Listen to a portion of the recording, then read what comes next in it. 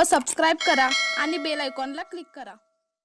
महाराष्ट्र कर्नाटक सीमेवर चेकपोस्टची उभारणी। निलेश घाटमोडे पाटील यांच्याकडून चेकपोस्टची पाहणी।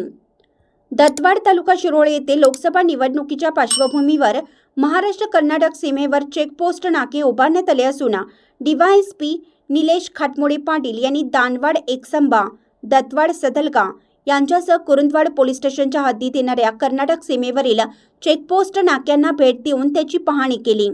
लवकरच लोकसभा निवडणूक आचारसंहिता जाहीर होण्याची शक्यता असल्याने शासनाच्या आदेशानुसार सीमा भागात चेकपोस्ट नाके उभारण्यात येत आहेत। आज गुरुवारी कुरुंदवाड पोलीस स्टेशन अंतर्गत गणेशवाडी कागवाड, दानवाड एकसंबा, दत्तवाड सदलगा, शिवनाकवाडी बोरगाव, 5 मैल येथे चेकपोस्ट नाके उभारण्यात आले आहेत। याची पाहणी डीवायएसपी निलेश घाटमोडे पाटील यांनी केली।